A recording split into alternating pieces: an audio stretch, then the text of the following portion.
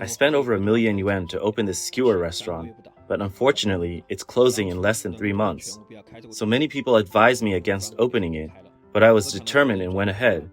I only saw others making a fortune and never thought I'd fail. The rent alone cost nearly 200,000 yuan, and I spent hundreds of thousands on renovations and equipment.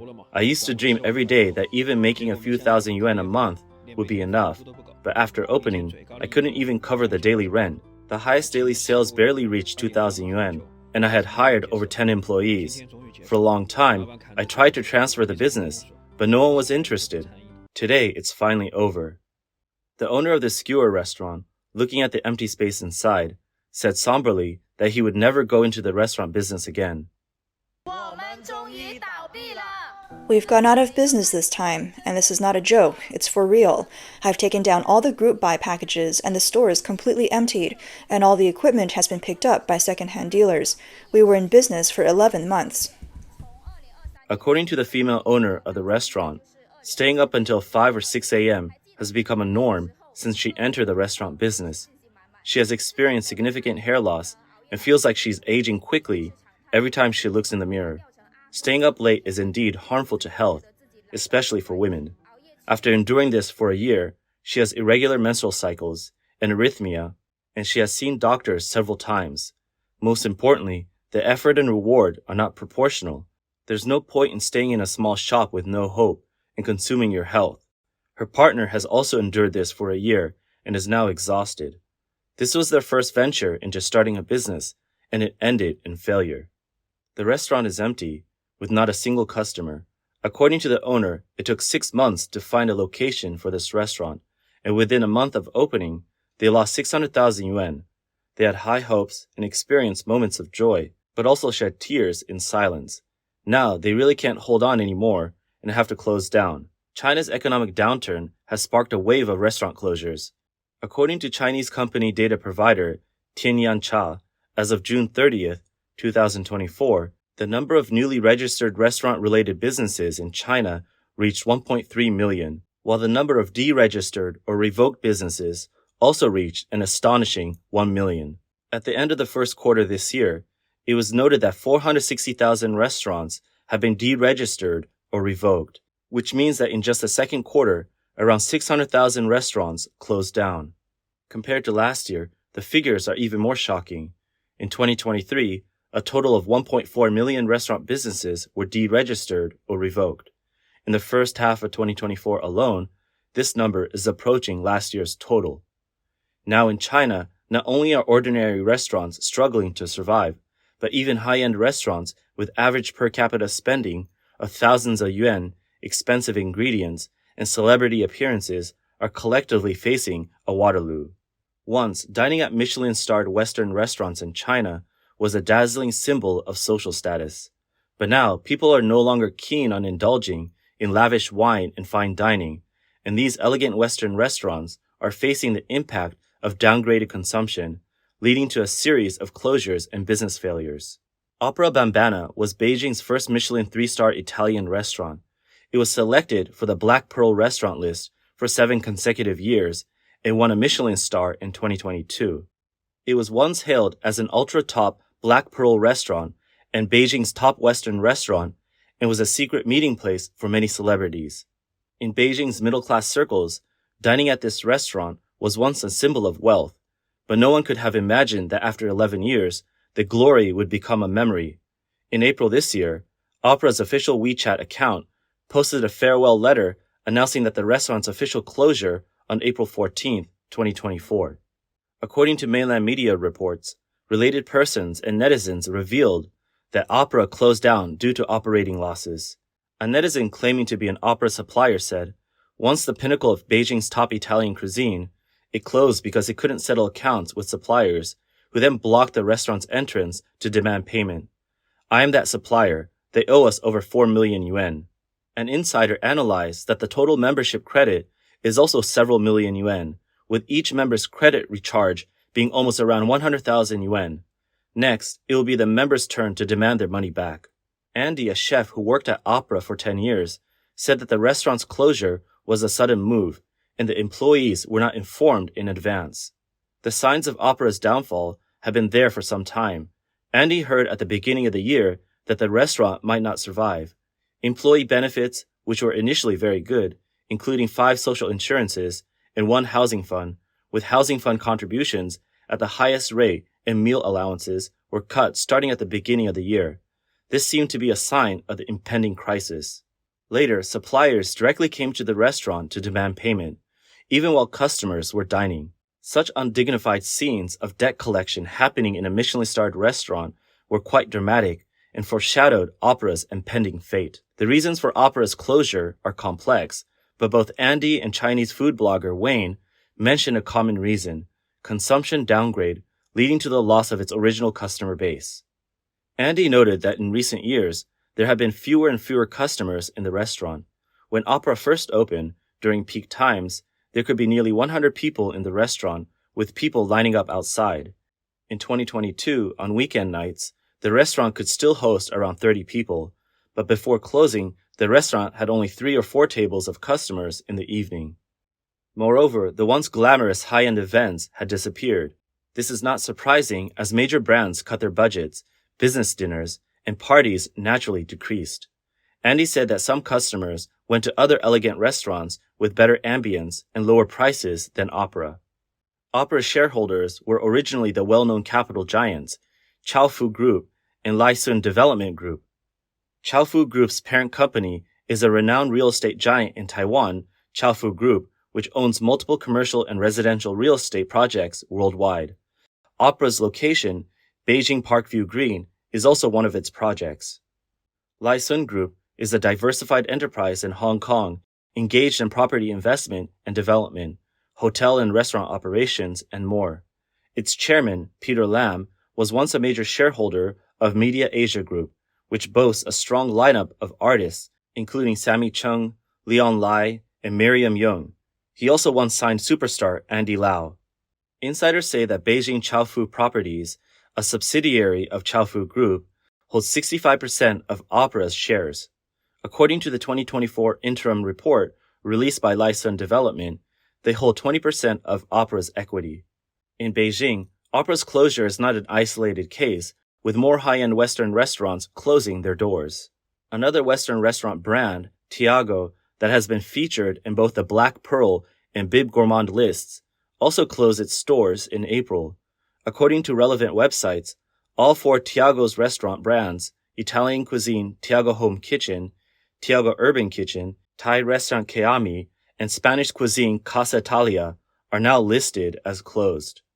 Founded in 2014, Tiago Group created 4 sub-brands over 10 years, with a peak of 8 stores, becoming a well-known old internet celebrity of Western cuisine in Beijing. Its Thai restaurant brand, recommended by Michelin Bob Gourmand in Beijing, was praised by many consumers as the top Thai restaurant in Beijing.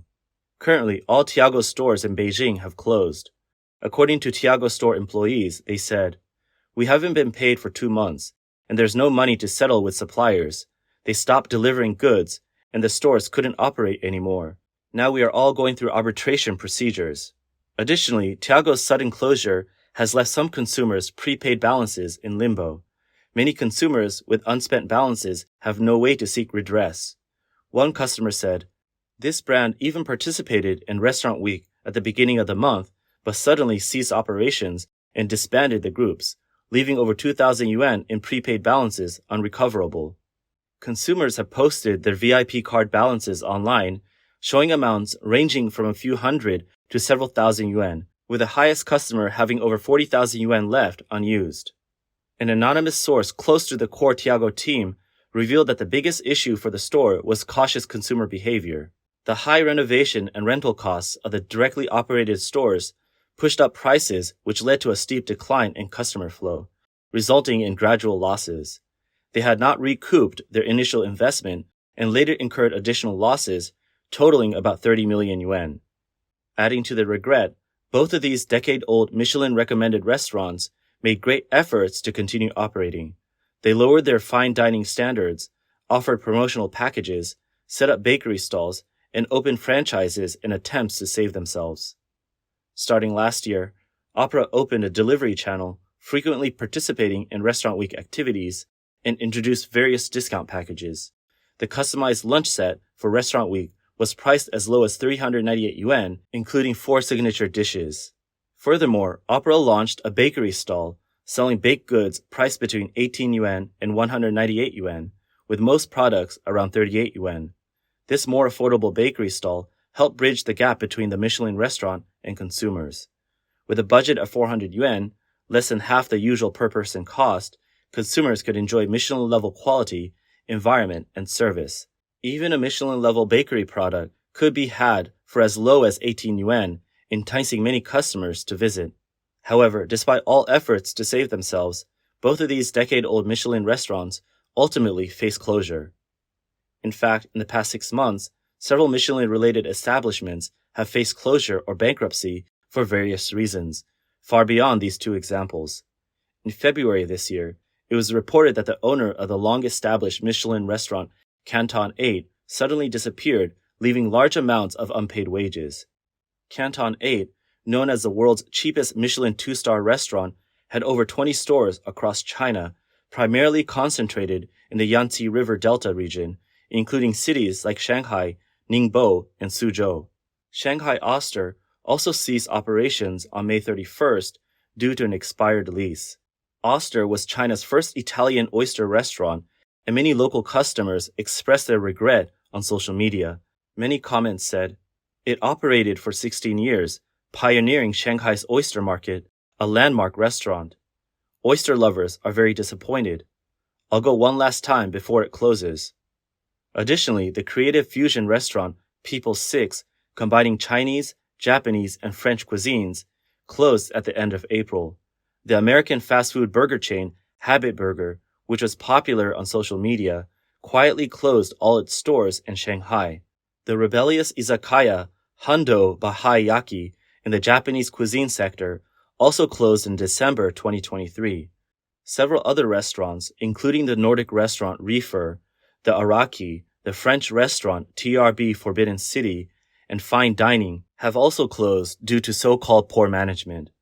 The reason for this trend is that China's post-pandemic recovery has been much more difficult than expected. As the bubble bursts and the middle class faces returning to poverty, many high-end Western restaurants face cautious consumer spending, leading to their eventual closures.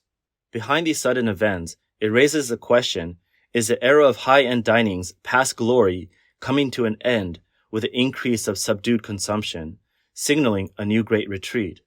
The founder of China's Big Bite food list and well-known food writer analyzed that the challenges faced by middle to high-end dining are essentially the same as those faced by mass marketing dining.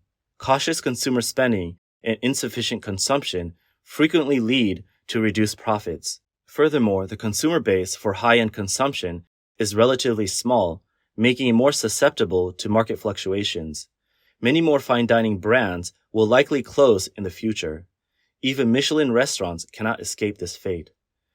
To adapt to declining consumer spending, Chinese budget restaurants, including some well-known ones, have introduced low-price meal sets and reduced their dish prices. For instance, Heifu Noodles, a Chinese restaurant chain specializing in noodle dishes, adjusted its main prices to range between 16 yuan and 29 yuan, with an overall price reduction of about 30%.